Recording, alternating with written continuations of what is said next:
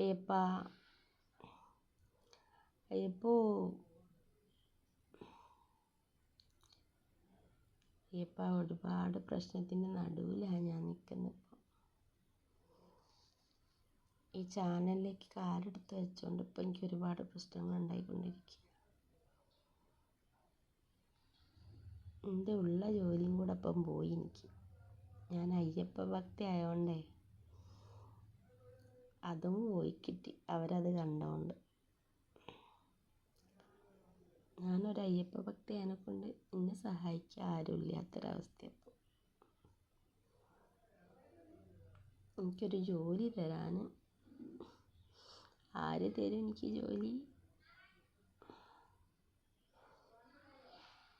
ഞാനൊരു ഹിന്ദുമതത്തിൽ ജനിച്ചത് എനിക്ക് അഭിമാനമാണ് എന്നും. അയ്യപ്പൻ്റെ ഭക്തിയായ എനിക്ക് ഈ ചൈതന്യം തന്നതുകൊണ്ടും മനസ്സിലെന്നും എനിക്ക് സന്തോഷമേ ഉള്ളൂ. പക്ഷേ ജീവിക്കാൻ പണം വേണം അയ്യപ്പ. പണം ഇല്ലാണ്ട് ജീവിക്കാൻ പറ്റുമോ? ഈ വെളിച്ചം എനിക്കുണ്ടെങ്കിൽ കൂടിയിട്ട് എനിക്ക് സമ്പത്തില്ല. വെളിച്ചമേ ഉള്ളൂ എനിക്ക്. സമ്പത്ത് വേണം എനിക്ക് ജീവിക്കാൻ.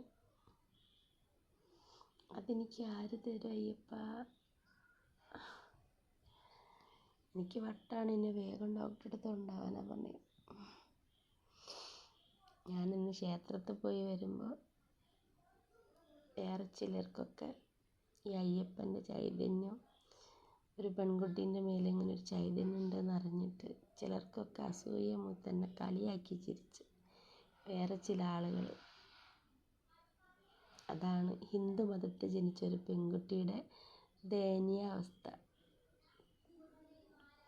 എല്ലാം ഈശ്വരഭക്തിയുള്ള ആളുകളാണ് ഹിന്ദുക്കളൊക്കെ. പക്ഷേ സത്യമായ ചൈതന്യം ഒരു കുട്ടിക്ക് കിട്ടിയാൽ ആ കുട്ടിയോട് ഒരു ദയ ആർക്കും ഇല്ല. ആ പെണ്ണിനോട് ഒരു നല്ല വാക്ക് പറയാൻ പോലും ഹിന്ദു മതത്തിൽപ്പെട്ട ആരും തയ്യാറാവില്ല. അതാണ് സത്യം. എന്തിനൊരു നല്ല വാക്ക് പറയാൻ പോലും ആരും വരില്ല. ഭീരുക്കളാണ് എല്ലാവരും.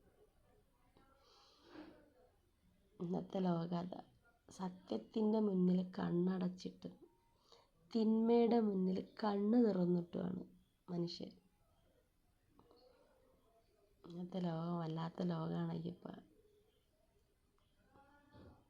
എൻ്റെ ശരീരത്തിൽ വെളിച്ചമായിട്ട് വരുന്ന ഈ ചൈതന്യം അതെന്തോ എനിക്കായി കരുതി വെച്ചിട്ടുണ്ടെന്ന് എനിക്ക് നന്നായിട്ട് അറിയാം. ആരൊക്കെ എൻ്റെ ഭ്രാന്തി ആണെന്ന് പറഞ്ഞാലും കാലം അത് തെളിയിക്കും. തീർച്ചയായിട്ടും തെളിയിക്കും. എനിക്ക് ഉറപ്പുണ്ടായില്ല.